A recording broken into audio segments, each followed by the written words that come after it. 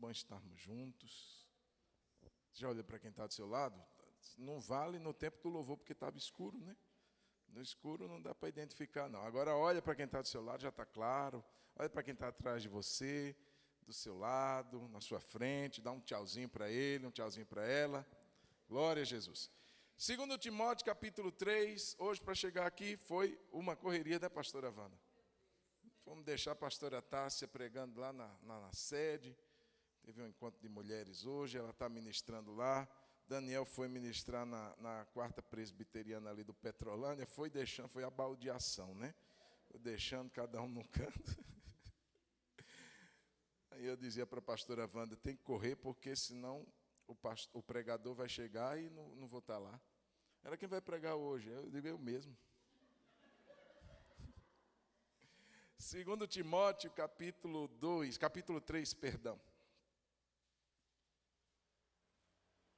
Mandar um abraço aí para o irmão José Pedro, a irmã Raquel. Tivemos lá essa semana e eles disseram, pastor, a gente não perde um culto. Estão morando lá em Esmeralda, lá na roça. Aí, não tem como, né? 50 quilômetros, decidiram passar a maior parte da semana lá, vão só quando precisam, voltam aqui encontrar só quando precisam. Então, nosso abraço aí aos irmãos, se estiverem assistindo agora ou depois. Glória a Deus. 2 Timóteo, capítulo 3, a partir do verso 1. A Bíblia diz assim, se você quiser, capítulo 3. Isso. Coloca na por favor, Sarinha. Vai ficar igualzinho a minha. Se você quiser acompanhar de acordo com o que eu vou ler ali. Mas você precisa saber disto. Nos últimos dias sobrevirão tempos difíceis, pois os seres humanos serão egoístas, avarentos, orgulhosos, serão arrogantes, blasfemadores, desobedientes aos pais, ingratos, ímpios, sem afeição natural, implacáveis, caluniadores, sem domínio de si, cruéis, inimigos do bem, traidores, atrevidos, convencidos, mais amigos dos prazeres do que amigos de Deus, tendo a forma de piedade, mas negando o poder dela. Fique longe também destes, pois entre eles se encontram os que se infiltram nas casas e conseguem cativar mulheres tolas, sobrecarregadas de pecados, que são levadas por todo tipo de desejos, que estão sempre aprendendo e nunca conseguem chegar ao conhecimento da verdade. E do mesmo modo que Janes e Jambres resistiram a Moisés, também estes resistem à verdade. São homens que têm a mente totalmente corrompida, reprovados quanto à fé. Mas esses não irão longe, porque a insensatez deles ficará evidente a todos, como também aconteceu com a insensatez de Janes e Jambres. Mas você tem seguido de perto o meu ensino, a minha conduta, o meu propósito, a minha fé, a minha paciência, o meu amor, a minha perseverança, as minhas perseguições e os meus sofrimentos, os quais tive de enfrentar em Antioquia, Icônio e Listra. Quantas perseguições sofri, porém o Senhor me livrou de todas elas. Aleluia. Na verdade, todos os que querem viver piedosamente em Cristo Jesus serão perseguidos. Mas os perversos e impostores irão de mal a pior, enganando e sendo enganados. Quanto a você, permaneça naquilo que aprendeu e em que acredita firmemente, sabendo de quem você aprendeu e que desde a infância você conhece as sagradas letras que podem torná-lo sábio para a salvação pela fé em Cristo Jesus. Toda a Escritura é inspirada por Deus, é útil para o ensino, para a repreensão, para a correção, para a educação na justiça, a fim de que o servo de Deus seja perfeito e perfeitamente habilitado para toda boa obra. Amém? Senhor, muito obrigado por essa palavra que acabamos de ler. Minha oração é que Tu fales conosco, abra os nossos olhos, corrija-nos, repreenda-nos, tudo o que houver como necessário para nós nessa noite, não o que nos agrade, não o que queremos, mas o que nos seja necessário. Fala-nos, Senhor, nessa noite, e que o nome do Senhor seja glorificado. Dá-nos a atenção que precisamos. Tira-nos toda distração, toda inquietação da carne, e traz-nos nessa hora, Espírito Santo de Deus, aquilo que nós precisamos do Senhor, em nome de Jesus. Amém. Amém, irmãos? O tema da mensagem de hoje é a igreja que vence nos últimos dias. Vamos repetir? A igreja que vence nos últimos dias. Nós vimos aqui, irmãos, que o cenário que a gente acabou de ler deve nos levar a um estado, no mínimo, de alerta. É um cenário que eu considero um cenário de guerra. Um cenário de extremo perigo e que deve nos levar a uma atenção redobrada, a um estado de prontidão, de estarmos alertas, prontos para o que está vindo.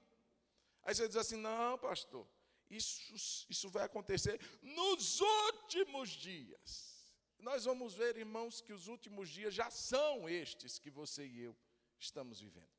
Nós não estamos aqui esperando uma bomba, um cataclisma, o sol ficar pingando sangue. Não, irmão, já está acontecendo. Os últimos dias já chegaram e nós estamos vivendo exatamente nesses dias que que Paulo fala para Timóteo. E eu quero dizer que a maior vantagem que o inimigo tem, a maior vantagem que ele consegue sobre qualquer pessoa, é quando ele encontra essa pessoa despreparada. O inimigo, ele alcança vantagem quando o seu adversário se encontra desatento. Então você vai ver algumas emboscadas que são feitas, quando você lê alguns livros bíblicos, e você vai ver que Deus às vezes orientava eles a marcharem à noite, para alcançarem os exércitos inimigos ao raiar da manhã, quando talvez eles não esperassem. E essa é a tática de guerra, é ter vantagem. Se eu sei que o meu adversário não me espera, então eu estou em vantagem sobre ele. Ele não está me esperando. Se ele não está me esperando, ele não está atento, não está pronto, não está no estado de defesa. Então eu posso chegar lá e ter vantagem sobre ele. Tem um texto, irmãos, que está lá em Juízes, capítulo 18, que é quando a tribo de Dan, ela se vê sem território. E ela diz assim, não tem terra para a gente tem que tomar posse de uma terra. E eles então enviam 5 homens para percorrerem a terra e encontrarem um lugar onde eles possam guerrear e tomar posse. E diz que esses 5 homens encontraram uma cidade chamada Laís. E nessa cidade chamada Laís, irmãos, eles encontraram tudo o que eles precisavam. Eles encontraram um povo desatento. Dá para colocar aí para a gente, Sara? É interessante porque diz o texto que esse povo, ele era um povo que vivia seguro. Era um povo que, olha só, naqueles dias, está no verso de número 7. Os 5 homens partiram, chegaram a Laís, viram que o povo daquele lugar vivia em segurança. Como é que eles viviam? Em segurança, estamos tranquilos aqui. Está tudo ok, está tudo dentro dos padrões de segurança, segundo o costume dos sidônios. Em paz e sem desconfiar de nada. Em outras traduções diz que eles estavam despreocupados, sem desconfiar de que nada pudesse acontecer com eles. Nenhuma autoridade havia que por qualquer coisa os oprimisse. Moravam longe dos sidônios e não tinham contato com os outros povos. Era um povo isolado, é um povo que dizia assim, não, a gente tem uma segurança até pela própria região. Então, eles não tinham assim aquela aquela astúcia de pensar, gente, e se alguém resolver nos atacar? Não, é um povo que não desconfiava de nada. É um povo totalmente despreocupado. O fim dessa história é que eles foram derrotados, os danitas conseguiram tomar posse da terra por conta do despreparo, da desatenção que esse povo vivia. Irmãos, a minha maior preocupação não é o que está acontecendo nos últimos dias. Não é o que mais irá acontecer, porque a coisa não tende a melhorar, ela tende a piorar. Se a gente já está vendo que as circunstâncias que nos cercam, e eu digo em termos de mundo, de sociedade, cada vez pior, cada atrocidade que a gente é uma atrás da outra, irmãos, isso não vai melhorar, não é ser pessimista. A Bíblia diz que a maldade do homem, ela tende a crescer. E essa situação, ela está assim, solapando a igreja. Muitas vezes confrontando e muitas vezes ganhando espaço onde não deveria ganhar. Então, minha preocupação não é o que está acontecendo, é a nossa desatenção como igreja. A igreja que vence nos últimos dias é uma igreja atenta, é uma igreja em alerta, é uma igreja em prontidão, não é uma igreja despreocupada como os moradores de Laís, não é uma igreja que não desconfia de nada, não, está tudo bem, é assim mesmo, pastor, está tudo ótimo, e cada dia vai melhorar, irmão, vai melhorar na perspectiva da eternidade, mas na perspectiva do mundo, não. E a igreja que vence, ela está alerta. A igreja que vence os últimos dias, ela tem os seus ouvidos abertos e os seus olhos bem atentos. Eu estava lendo Isaías essa semana e eu me deparei com um lamento. Isaías 42. Um lamento que o profeta faz com relação a Israel. O lamento era justamente porque o povo de Deus vivia uma condição que não era própria deles. Um estado de cegueira e um estado de surdez. Olha só. Isaías 42, verso 18.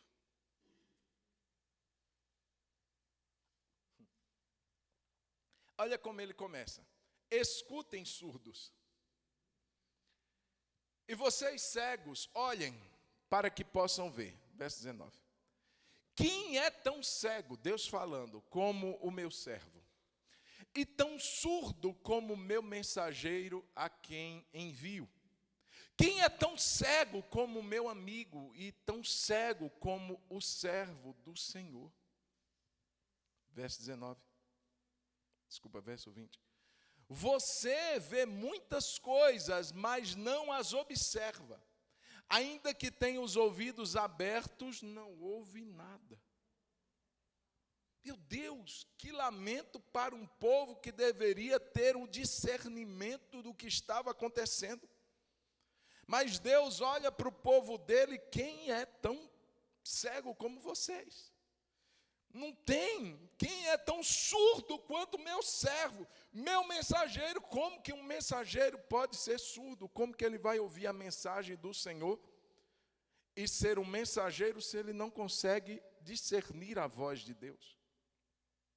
Irmãos, isso é um lamento que toca a igreja hoje. É um lamento de uma igreja que anda surda. E uma igreja que anda muitas vezes sem enxergar o que Deus está querendo mostrar a nós. O que Deus está querendo nos fazer ouvir. Eu estava pensando um crente mediano, um crente meia boca. Desculpa, tem todas as razões de cada um e eu não estou julgando isso. Mas eu digo porque há crentes que verdadeiramente se acostumam só no domingo à noite. Se acostumam. Não é que está doente, impossibilitado, é que não estou afim, sabe? Então, esse tipo de crente, por ano, ele ouve uma média, se ele está habituado a vir uma vez só por semana, ele ouve uma média de 52 mensagens, pregações por ano. E a proporção vai assim, se ele vem 2, 104 pregações.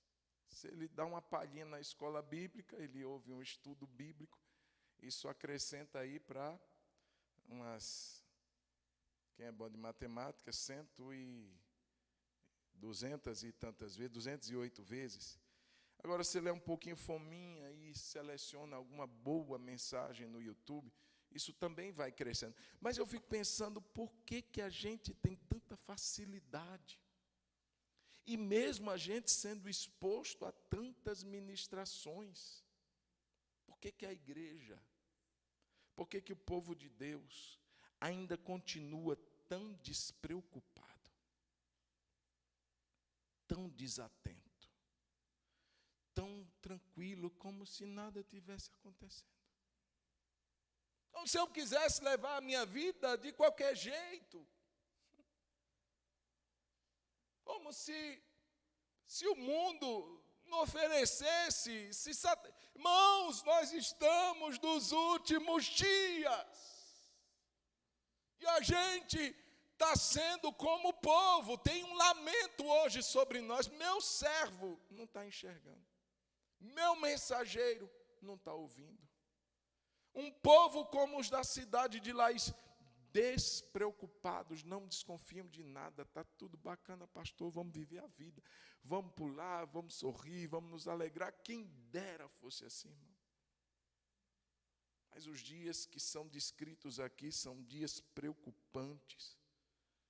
Eu quero dividir essa mensagem, primeiro falando sobre esse cenário, que a gente está aí mostrando depois as duas características que faz a igreja vencer. Então, primeiro está aí do verso 1 ao verso 9, a igreja vive num cenário de guerra. Ele começa para Timóteo dizendo, Timóteo, você não pode ignorar isso, você precisa, Timóteo, saber disso. Você não pode, como um pastor de Éfeso, da igreja de Éfeso, e como crente que você é, Timóteo, você não pode ignorar essas coisas que eu estou te falando. Saiba disso. Saiba, procure se inteirar nos últimos dias, Timóteo. E aí vem a questão, irmãos, que muitos acham que os últimos dias, irmãos, desde quando Jesus veio a sua primeira vez, até o tempo que ele virá a segunda vez. Diga glória a Deus, porque Jesus Cristo vai voltar. Amém? Mas esse intervalo, esse queijo com presunto que coloca no meio do pão, sabe? O miolo, esse tempinho entre a primeira e a segunda vinda é justamente os últimos dias. Não é quando Jesus voltar. E aí sim. Não, irmãos. A Bíblia diz em Joel, nos últimos dias, diz Deus, derramarei do meu espírito sobre toda carne. Essa profecia se cumpriu em Pentecostes.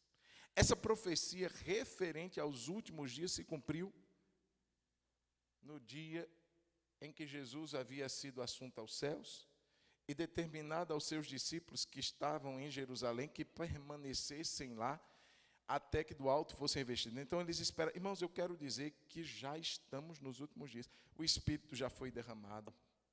Era promessa para os últimos dias. Então, Jesus veio inaugurando os últimos tic-tacs, tic-tac, tic-tac da humanidade. E você está justamente nesse contexto que Paulo descreve para Timóteo, nos últimos dias sobrevirão tempos difíceis. Essa palavra difíceis, irmãos, é muito mais do que aquela coisa assim, algumas traduções dizem assim, trabalhosos, outras traduções dizem penosos, mas é muito mais do que isso. Essa palavra difíceis, essa palavra tem a conotação de serem dias de fúria, dias de violência. Aí você diz assim, isso daí está tranquilo, pastor, eu já sei, a gente vive, a gente não pode nem sair na rua, a gente tem que andar olhando para um lado para o outro, escondendo-se. Não, mas não é essa fúria humana somente. Porque essa palavra, ela tem o mesmo uso dela é feito em Mateus 8, 28, Quando se fala sobre os 2 endemoniados gadarenos, diz que eles estavam possessos de legiões e furiosos, de maneira que ninguém poderia segurá-los. Olha lá. Quando Jesus chegou à outra margem, a terra dos gadarenos, 2 endemoniados foram ao seu encontro, saindo dentre os túmulos. Eles eram tão furiosos que ninguém podia passar por aquele caminho. Veja, eram homens que nem concorrentes eles podiam ser detidos, eram furiosos, ninguém passava por aquele caminho, todo mundo tinha medo daqueles 2 homens possessos de espíritos malignos, tão furiosos, tão raivosos, tão bravos que eles eram. É exatamente essa mesma palavra que Paulo usa para dizer para Timóteo que os últimos dias serão furiosos.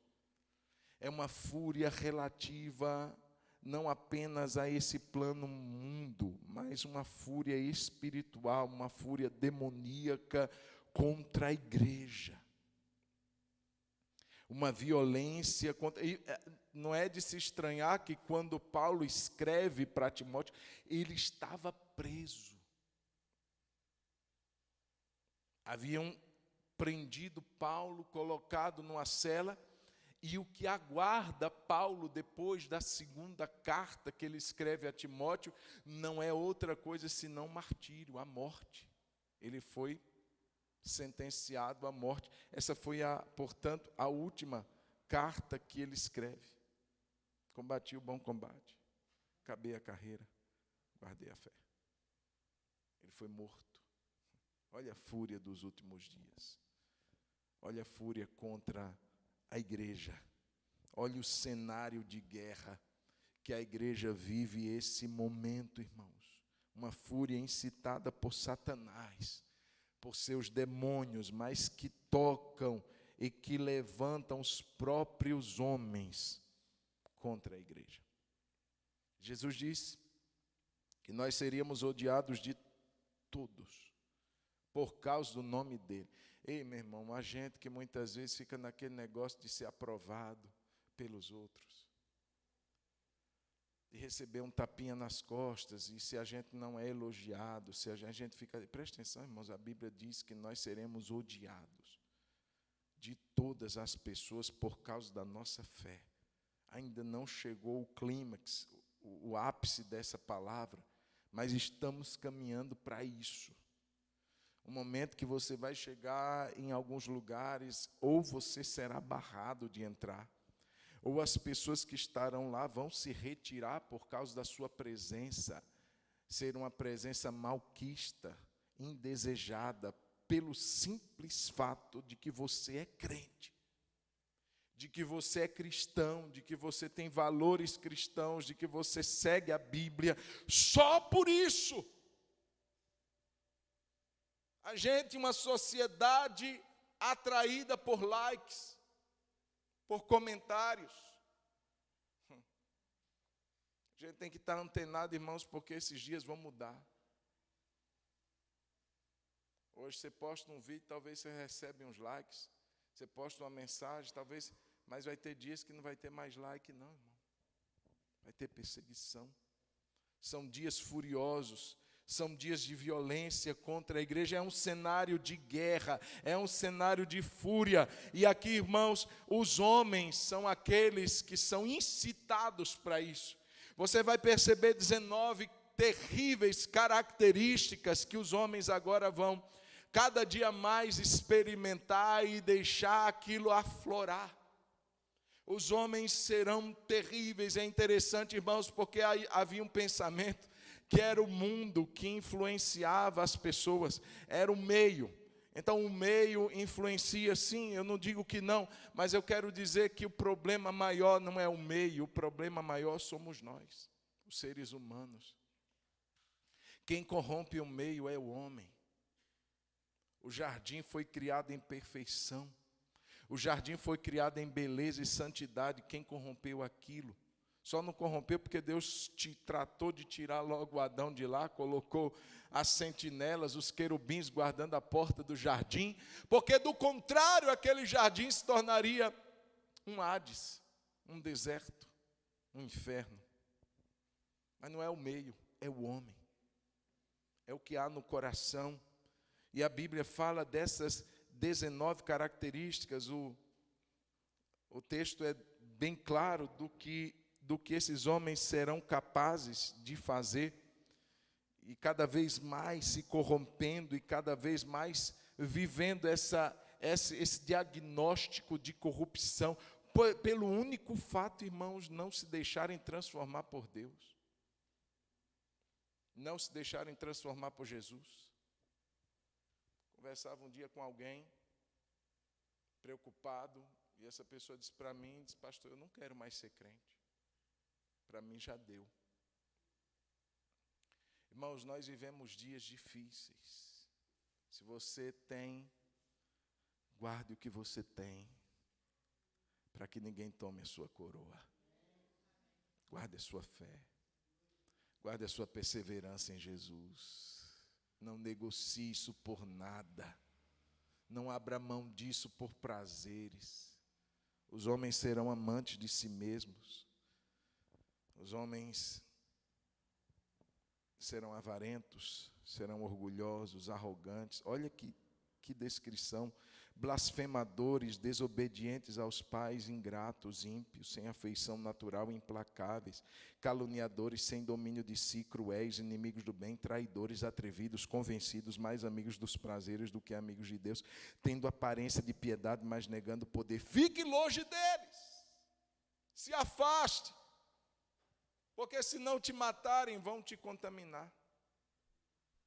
Irmãos, eu estava lendo um comentário de 2 Timóteo, e o autor fez uma descrição de 5 áreas dentro dessas que são descritas aqui. São 5 áreas mencionadas que essa corrupção acontece. Primeiro, em relação ao próprio homem, quando a Bíblia diz que eles serão egoístas. Essa palavra egoísta é amante de si mesmo. Presta atenção. Qual é o primeiro mandamento? Amarás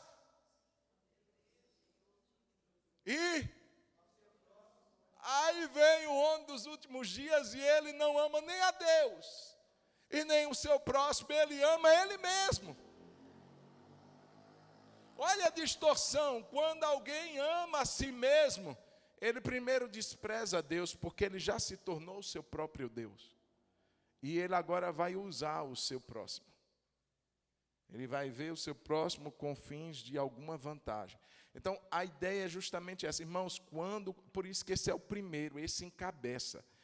Essa característica é o que leva às demais, porque se eu amo, meu amor em primeiro lugar não está a Deus, nem ao próximo, está a mim. Eu me tornei o meu próprio Deus, não tem Deus na minha lista, ele está escanteado. E o próximo, ele será usado por mim, para os meus próprios interesses, porque eu me amo, e não amo ele, e nem amo aquele que está nas alturas. Então, daí começa a despencar a ladeira abaixo, porque ele tornou-se amante de si mesmo. Além disso, o texto vai dizer que eles serão convencidos, cheios de si. Eles serão arrogantes e não terão domínio de si mesmo, das suas paixões, serão entregues a elas, não vão se dominar. Então, é uma corrupção em relação a ele mesmo. Além disso, ele vai ser corrompido em relação ao outro, porque serão implacáveis. Implacáveis é aquele que não se flexibiliza, é o que não perdoa ninguém, é aquele que decide não perdoar, é aquele que decide ficar do jeito que ele acha que deve estar, implacável, caluniadores, cruéis em relação ao outro.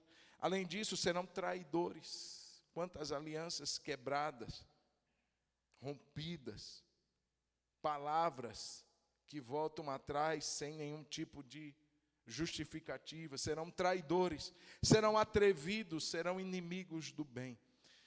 Além disso, em relação a Deus, diz que eles serão blasfemadores. Veja o carnaval, veja as imagens que foram colocadas. Lembre-se aí de alguns anos atrás, quando a imagem de Jesus era arrastada por Satanás naquela avenida. Veja objetos que são considerados objetos sagrados do cristianismo. Não que nós o tenhamos, mas uma cruz para nós, embora não tenhamos, mas não representa uma outra coisa senão a fé cristã. Você vê uma cruz numa cidade, você pensa, ó, tem alguém que é cristão lá. Talvez não seja da mesma linha que nós, evangélicos e protestantes, mas você vai imaginar que tem um cristão lá. Então, objetos como esses são expostos à vergonha, ao desprezo, à zombaria. Homens que blasfemam de Deus, homens que são ingratos, diz mais irreverentes, mais amigos dos prazeres do que amigos de Deus. Em relação à família, há corrupção também, porque eles serão desobedientes aos pais. Não tem mais essa noção de autoridade dentro de casa. E aí, muito mais hoje, irmãos, com o alto índice dessa ideia de que o homem não tem lugar, não é isso? E esse problema dentro de casa vai desmoronando, porque perde-se a noção de organização, de ordem dentro de casa. Quem são os pais? Se você bater em mim, encostar o dedo, eu vou lá no conselho tutelar, vou na polícia, te denuncio, você vai preso. Irmãos, onde que a gente está e onde que a gente vai chegar com isso? Não há mais honra nem obediência. Além disso, diz que eles serão desafeiçoados, ou seja, não terão afeição natural. Essa afeição natural é o amor natural à própria família. Eu estava vendo um videozinho, irmãos, essa semana, e o dono de uma cachorrinha, de uma cadela, ele tinha uma salsichazinha, acho que era uma salsicha, e ele cortou aquela salsicha desproporcionalmente. Ele cortou, não foi no meio, ele deixou uma partezinha assim e a outra maior parte do lado. Ele corta, a cadela, ela pega a maior parte e leva para o filhotinho dela. Olha o instinto materno. E fica só com um pedacinho pequeno da salsicha. Achei aquilo interessante. Irmãos, até entre os próprios animais nós podemos perceber uma afeição dentro da família. Claro que nem em todos os casos, mas em boa parte nós vemos uma afeição. Agora, entre os seres pensantes, emocionais, que têm alma, às vezes não tem mais isso. Não tem mais afeição natural, não tem mais amor dentro da família, não tem mais consideração pelo outro, cada um por si e Deus por ninguém, porque num ambiente assim você acha que Deus está onde? Não está lá não. Ali a Bíblia diz que é onde há união que Deus está, amém? Mas onde há guerra, contenda, a gente não tem como ter o auxílio do Senhor. Então cada um por si, não tem mais aquela questão de honrar, de respeitar, de dar o assento, dar o primeiro lugar ao pai, à mãe. Pai senta aqui, é filho que fica sentado, é pai que fica em pé, é filho que bate na cara do pai, filha que desrespeita a mãe. Irmão, cadê a afeição natural? E o texto está dizendo que essa é característica de pessoas sem Deus, de pessoas sem a transformação do Evangelho. Irmãos, essa é a descrição. Além disso, em relação ao dinheiro, diz que eles serão avarentos. O dinheiro se tornou mais um ídolo, mais um Deus. E para piorar, o texto vai dizer que muitas vezes essas pessoas estão aqui no nosso meio. Porque a gente diz assim, ó, nos últimos dias os tempos serão difíceis, porque os homens, e a gente tende a pensar que os homens estão do lado de lá da Igreja Santa de Cristo Jesus. Mas, irmãos, quando Paulo vai falar para Timóteo, verso 5, olha o que ele diz. Essas pessoas, algumas delas têm forma, têm aparência de piedade. Piedade é aquele sentimento de devoção, aquele sentimento que liga o homem a Deus.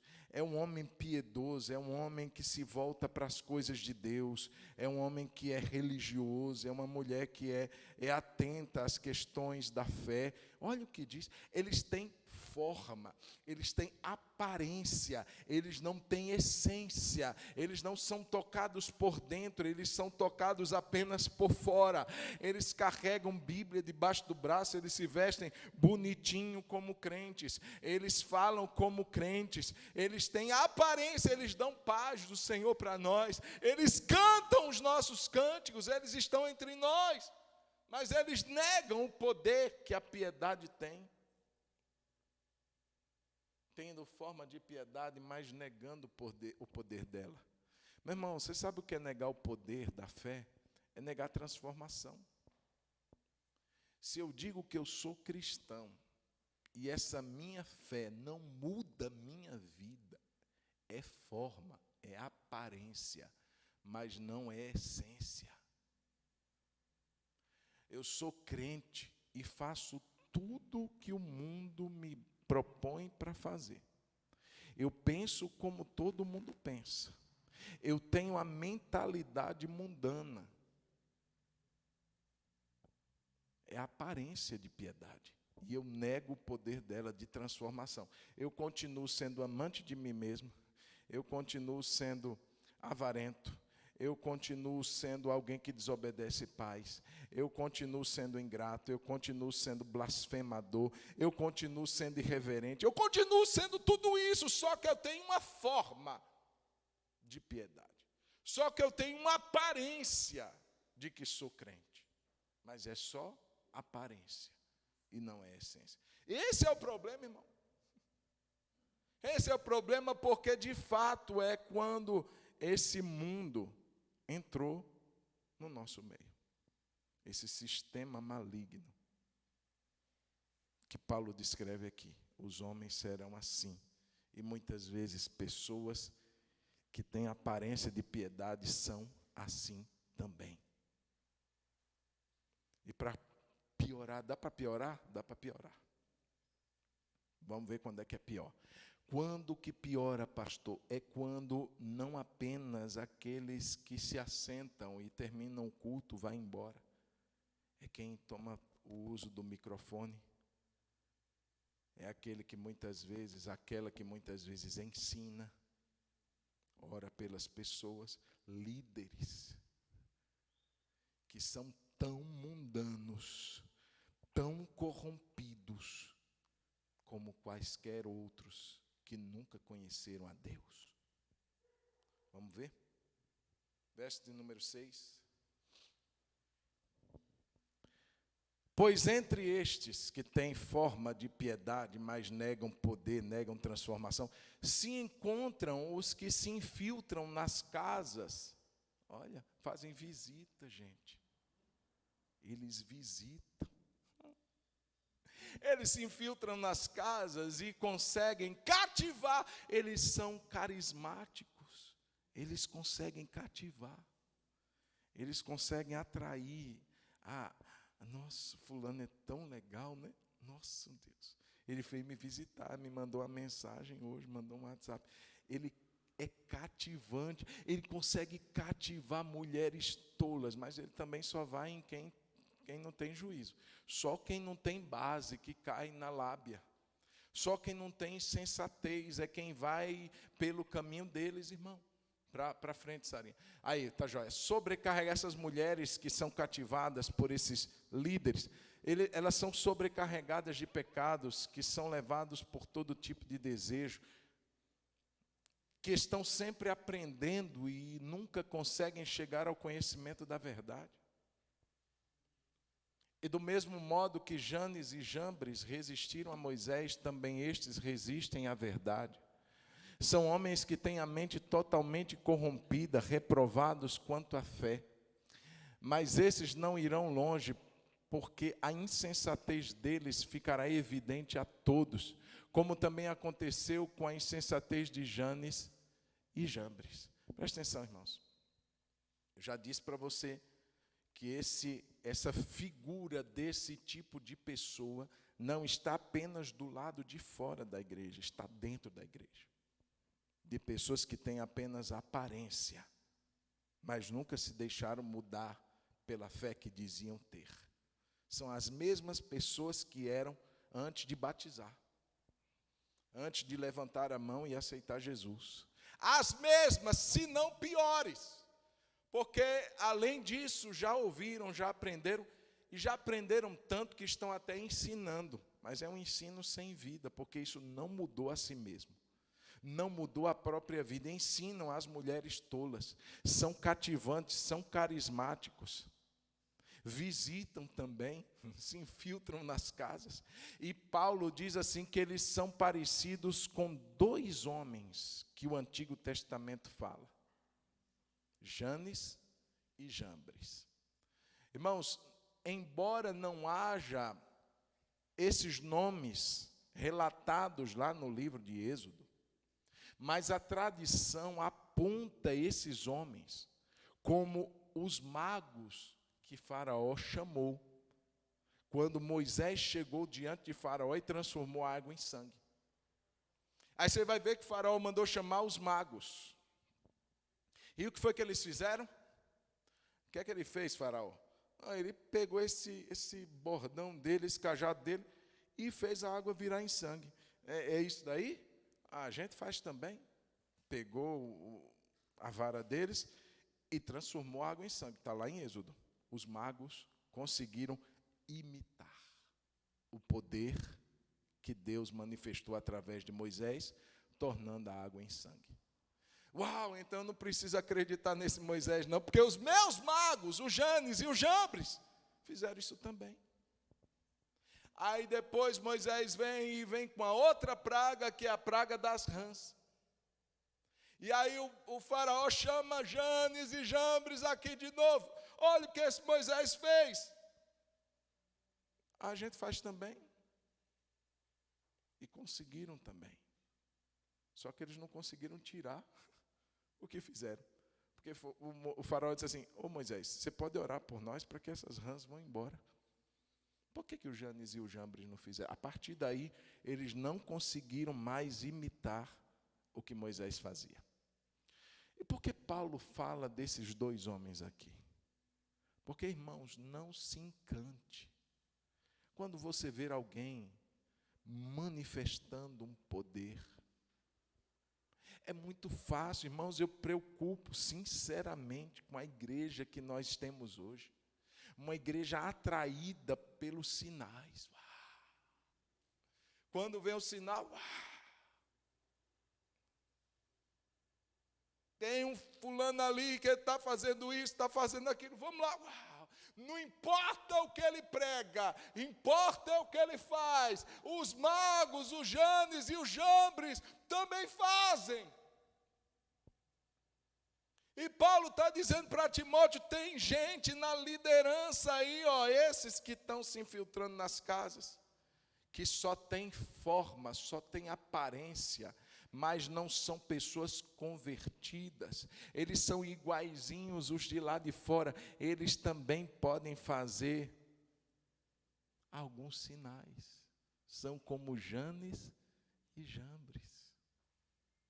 E aí, irmãos, tem crente que quando uma pessoa faz determinado, orou e a pessoa foi curada, a nossa é de Deus, e aí desarma. E aí vem a pessoa, entrega uma palavra, irmão, cuidado, cuidado. Nem tudo que reluz é ouro, nem todo sinal e cura vem de Deus. O Janes e o Jambres também fizeram a água virar sangue. Mas eles não se tornaram, por isso, seguidores de Moisés. Eles resistiram Moisés. Não é porque faz sinal que segue a mesma fé que a gente. E está aqui no meio da igreja. São influentes, são carismáticos, ensinam, visitam, fazem sinais como Janes e Jambres, mas são corrompidos. São corruptos. O pecado, irmão, está aflorado, vive de qualquer jeito. Mas ele faz. Uau. Vamos aplaudir. Não, irmão. A igreja tem que estar atenta. O povo de Laí só perdeu porque era um povo desatento. A igreja, irmãos, ela precisa estar preparada. É cenário de guerra. É cenário de últimos dias. Quem está entendendo, dá um glória a Deus. Deixa eu terminar, caminhar para o final. Esse é o cenário que a gente vive, mas eu quero falar da igreja que vence. Quem é a igreja aqui que vence os últimos dias? Somos nós, irmão. Que tipo de igreja é essa? Quais são as duas características que essa igreja tem? Primeira, é uma igreja que anda com Jesus, independente do que vem pela frente. Diga comigo, a igreja que vence é aquela que anda com Jesus, independente do que vem pela frente. Olha só o que diz verso 10. Mas você, Timóteo, tem seguido de perto o meu ensino. Tem muito ouro que é bijuteria, mas você está seguindo de perto o meu ensino, a minha conduta, o meu propósito, a minha fé. A minha paciência, o meu amor, a minha perseverança. As minhas perseguições e os meus sofrimentos, os quais tive de enfrentar em Antioquia, Icônio e Listra. Quantas perseguições sofri, porém o Senhor me livrou de todas elas. Verso 12. Na verdade, leia comigo, na verdade, todos os que querem viver piedosamente em Cristo Jesus serão perseguidos. Mas os perversos impostores irão de mal a pior, enganando e sendo enganados. Coloca no verso 12, por favor, Sara. Olha o que diz. Na verdade, todos os que querem viver piedosamente em Cristo. Veja que tem um povo que Paulo fala lá que ele só tem aparência de piedade. Mas tem uns que realmente querem. Eles querem viver piedosamente em Cristo. São homens e mulheres que de fato caminham com Deus. Não é balela, não. Não é fingimento, não. Não é hipocrisia. Não é perfeição também, não, irmão. Porque perfeito nenhum somos. Mas é verdade. É dizer, Deus, eu quero ser tocado.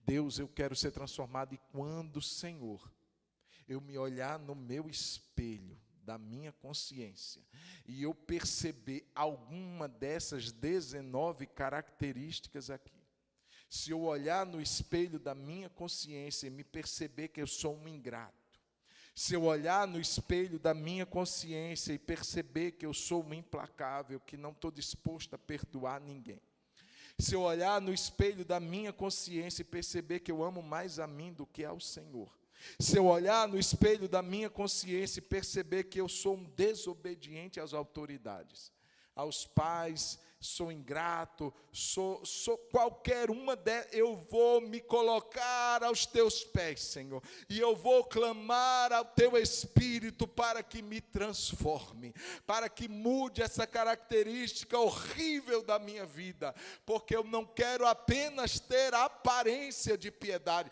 eu não quero chegar apenas no dia do culto, colocar a minha Bíblia debaixo do braço, levantar a minha mão durante o louvor, e ir embora quando terminar, do mesmo jeito que eu entrei. Eu quero ser transformado, eu quero ser mudado, eu quero verdadeiramente não ter aparência, mas eu quero viver piedosamente em Cristo Jesus.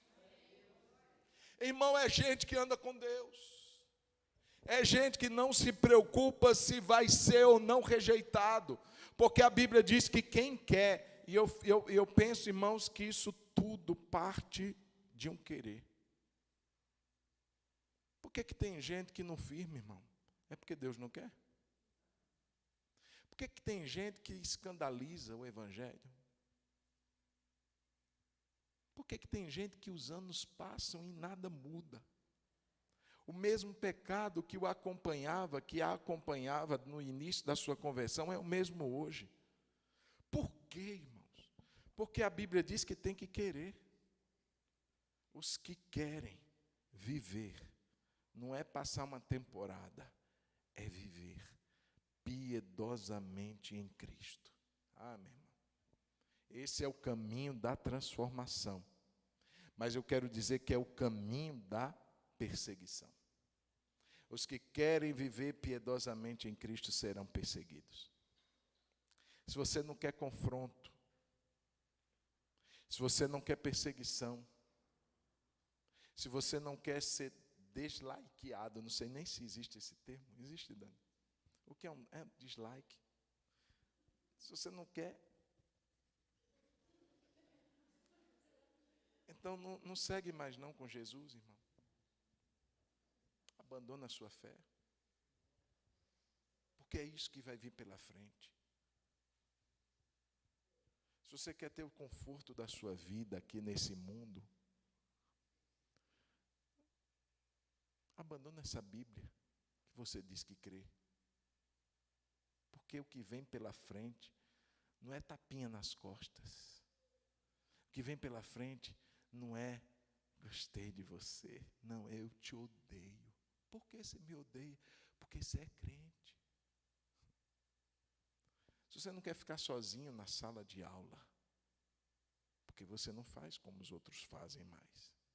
Porque se você faz como todo mundo faz, se você cola como todo mundo cola, se você fala como todo mundo fala, se sua vida é igual à do mundo quando você não está aqui dentro desse lugar sacrossanto, você só tem aparência.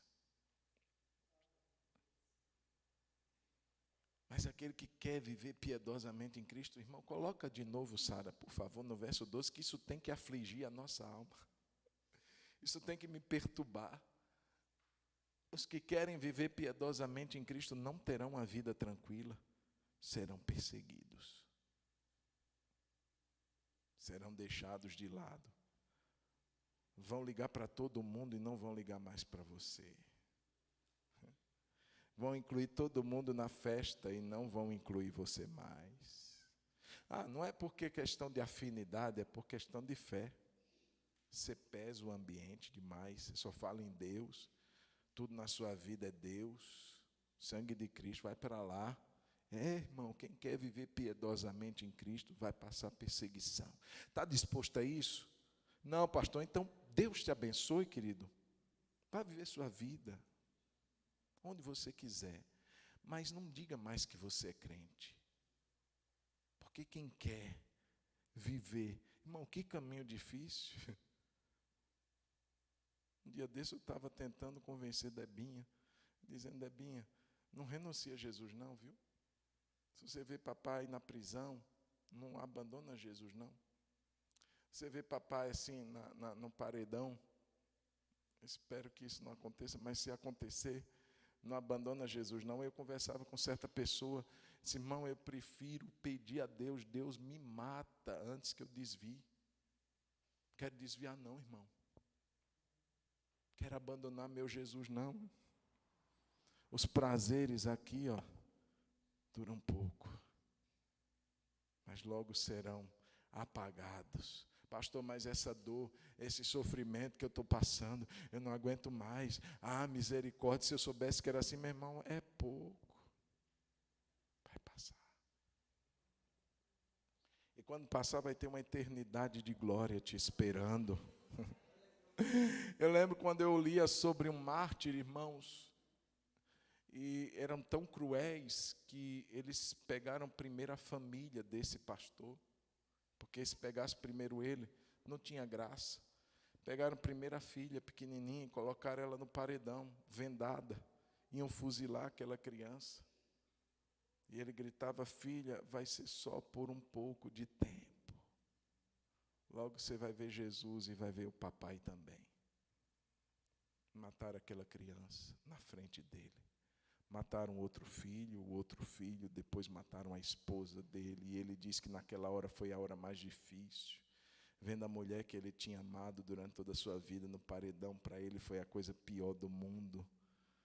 Mas ele dizia, meu bem, não nega fé. E a mulher também dizia, não nega meu bem, com os olhos vendados, fechados, porque ia ser fuzilada. Irmão, quem quer viver piedosamente em Cristo vai passar perseguição. Não é fácil, mas eu quero dizer que é o único caminho que vai nos levar à glória. Amém ou não? É muito bacana chegar, irmão, alcance o máximo do seu potencial, seja a melhor versão de si mesmo. Isso, irmão, seja melhor mesmo, ande com Deus. Mas veja bem, irmãos, a fé é muito mais do que isso. A fé tem que ter renúncia, tem que ter transformação, não adianta ter só aparência de piedade, tem que deixar que o poder dessa piedade me transforme. Irmãos, é interessante porque esse homem que disse para Timóteo, olha, você quer viver piedosamente em Cristo, você vai passar perseguição, porque eu estou passando, Timóteo, e eu estou preso nesse momento que eu estou te escrevendo, eu estou num calabouço e eu vou morrer daqui a pouco. Mas você tem seguido de perto um exemplo bom, você tem seguido o meu ensino e minha conduta. Não tem incoerência, o que eu falo é o que eu vivo, Timóteo. Diferente desses que têm aparência, que falam que são carismáticos, que vão se introduzindo pelas casas, que ensinam para esse tipo de mulherzinha carregada de pecado. Eles falam, mas eles não vivem. Olha o exemplo que você tem, Timóteo. Quem anda com Deus é coerente no ensino que ele traz. Ele prega, ele crê, mas ele também vive. Irmãos, é muito fácil. Ah, eu creio, Deus é isso, Deus é aquilo. Mas na hora de viver aquilo, irmãos, a pessoa não vive. Deus é santo, mas eu tenho prazer na lama. Deus é santo, santo, santo, e eu tenho prazer no pecado. É incoerência, irmão. Pastor, então ninguém peca. Não, a gente peca todo dia. Mas, irmãos, a questão não é quem nunca se suja, é quem se lava todo dia. É ir ao sangue de Jesus e clamar por misericórdia e pedir perdão e se arrepender e mudar de vida. Mensagem essa para quinta-feira, hein, Bia? Culto da vitória.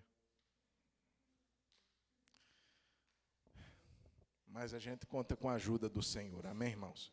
Olha o verso 11, Sarinha. Quantas perseguições sofri, porém o Senhor me livrou de todas elas. Irmão, presta atenção, Deus livra da morte e Deus livra na morte. Como assim, pastor?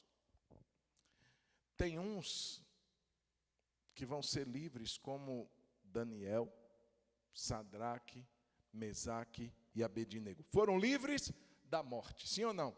Mas tem outros que serão livres na morte. Quem foi? O próprio Paulo.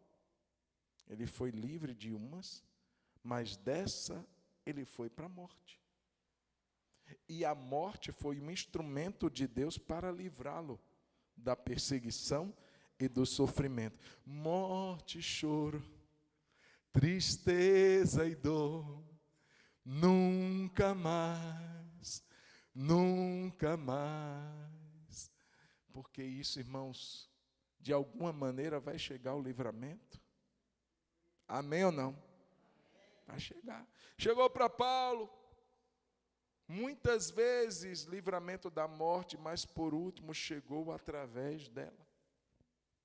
Todas o Senhor me livrou. Então, primeira característica da igreja que vence, ela anda com Deus. Segunda, para a gente terminar, diga amém, glória a Deus. Primeira característica da igreja que vence, ela anda. Segunda característica da igreja que vence, ela é apegada. E ela é obediente à palavra de Deus. Diga comigo, a igreja que vence, ela é apegada e obediente à palavra de Deus. Verso 14, Sara, por favor, para a gente encerrar. Quanto a você, Timóteo, permaneça naquilo que aprendeu e em que você acredita firmemente. E crente. Crente tem que ter valores na vida dele. Eu não vou negociar meus valores, não. O que eu creio firmemente é o que vai determinar como eu ando. Se apegue a isso, permaneça nisso, sabendo de quem você o aprendeu e que desde a infância você conhece as Sagradas Letras. Ei, pai e mãe, traz o filho para a igreja também. Traz o filho para a escola bíblica, mas isso não te desobriga de ensiná-lo em casa. Igreja é só 1 hora e meia na sala, né, tia Cláudia, né, tia Perla? É pouco tempo que a gente tem, mas a semana toda, meu irmão, lê Bíblia com seu filho, Lê Bíblia com sua filha. Fica assistindo só sériezinha na televisão. Não, cadê? Já leu a Bíblia?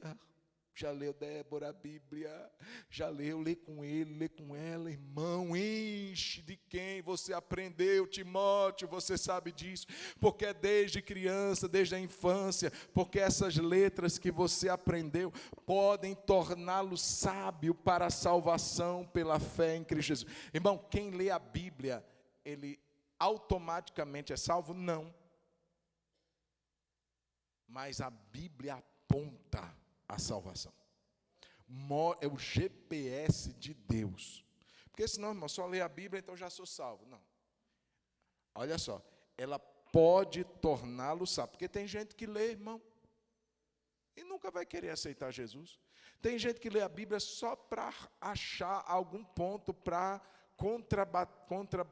contra-argumentar contra os crentes. Só para isso. Só para achar alguma coisa para falar mal. Mas essa palavra pode, Timóteo, torná-lo sábio para a salvação.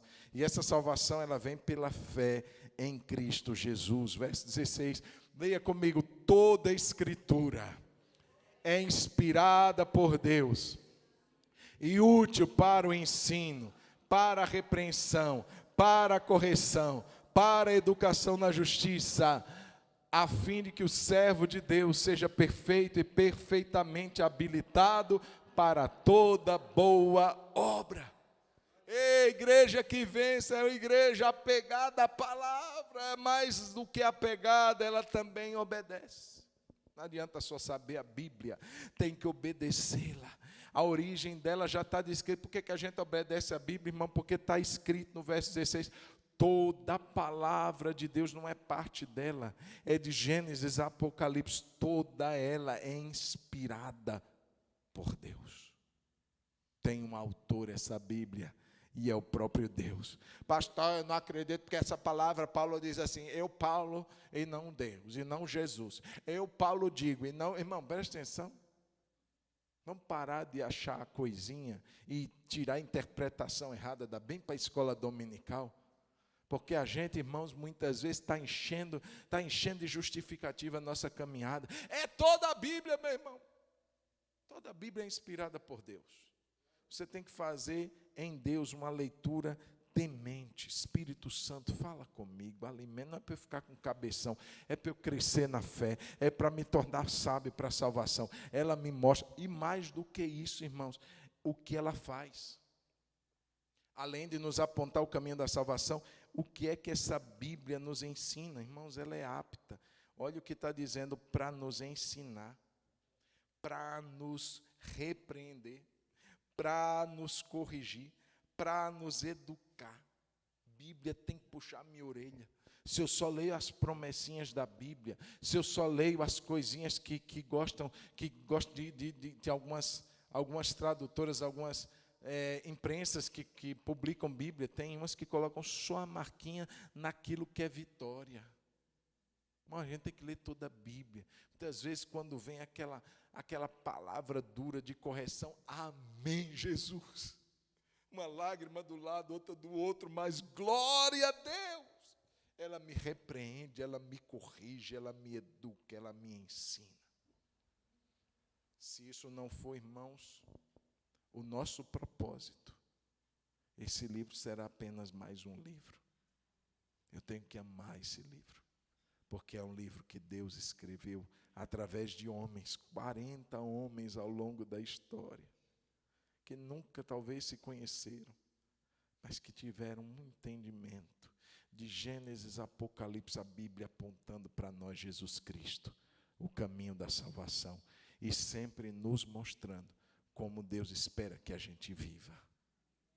Igreja que vence o mundo, igreja que vence os últimos dias, é aquela que anda com Cristo, e é aquela que se apega e obedece a palavra de Deus. Eu queria convidar você a ficar de pé. É tempo de guerra. Eu cantava uma música na época que eu era novo convertido. Ninguém aqui sabe. Este é um tempo de guerra. Estão denunciando a idade. Guerra que Cristo nosso. E eu escutava essa música, irmão, com 14 para 15 anos. Estamos em tempo de guerra. E eu não imaginava que era uma guerra tão pesada. Porque essas guerras humanas, irmãos, o máximo que podem fazer é matar uma pessoa e levá-la para a sepultura. Mas essa guerra daqui, ela não apenas leva para a sepultura, ela pode levar uma pessoa para o inferno, o que é pior. E a gente precisa estar bem atento, que esse lamento de Isaías não esteja sobre mim nem sobre você, amém? Oh, meu povo, que você não está enxergando nada, não está ouvindo nada, não, irmão, vamos despertar. Fecha os olhos nesse instante. Fecha os olhos agora, querido. Eu queria que você orasse. Eu queria que você dissesse para Deus, Deus, eu preciso andar com Jesus de uma forma mais firme. Ei, meu irmão, não pense em desviar não, pelo amor de Deus. Firma a sua vida com Jesus. Firma a sua fé. Ah, pastor, tão difícil. E quem te prometeu, criatura, que ia ser fácil?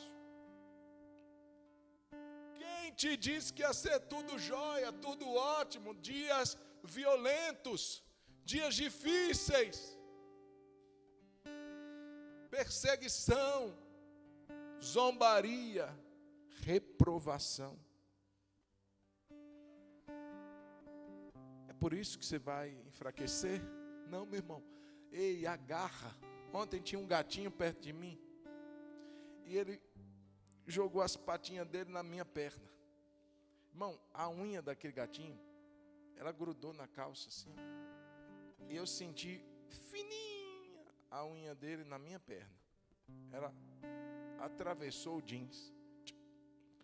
Eu fiquei pensando, gente, a gente tem que fazer igual esse gatinho, né, Maria? Mariusa tem uns 17 gatinhos na casa dela. Irmãos, a gente deve se agarrar à fé assim, e não largar. Tem gente que agarra Jesus com mão de alface. Aquela coisa mole assim. Irmão, cadê a firmeza dos crentes? Tudo quer desanimar, tudo quer retroceder, tudo quer desviar. Pelo amor de Deus, irmão. Nós vamos ser perseguidos, não tem outra mensagem mais branda do que essa, não. É para permanecer firme.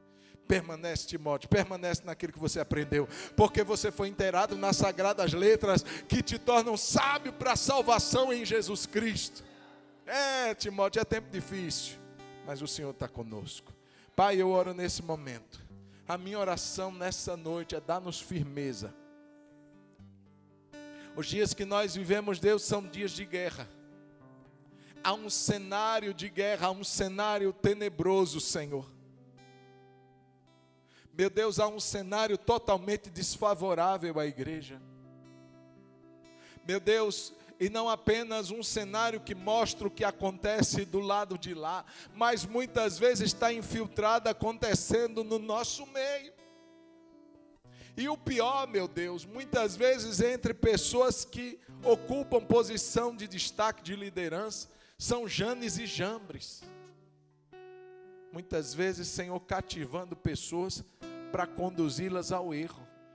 Deus, acima de pessoas está a Tua palavra. Deus, nós seguimos a Tua palavra, Deus. Guarda nosso coração, guarda nossa fé. Tua palavra diz, guarda o que você tem para que ninguém tome a tua coroa. Guarda a tua fé, meu irmão, guarda a tua fé, minha irmã. Firme-se em Jesus, ajuda-nos, Jesus, a caminhar piedosamente contigo, Jesus.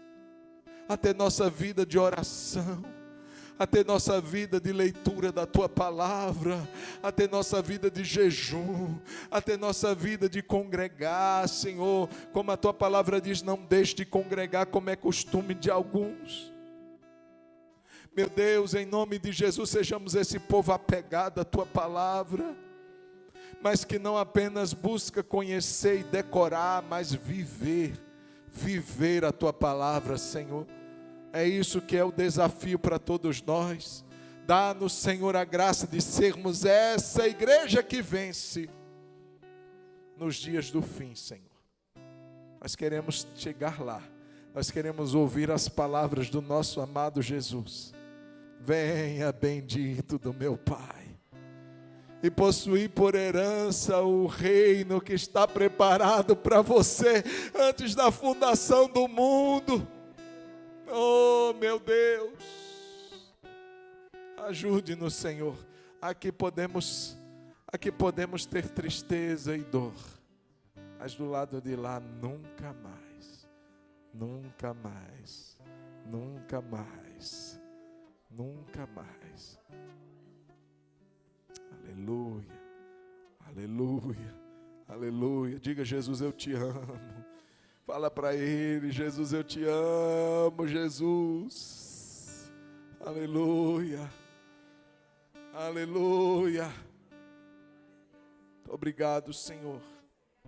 Obrigado por essa noite, por esse tempo.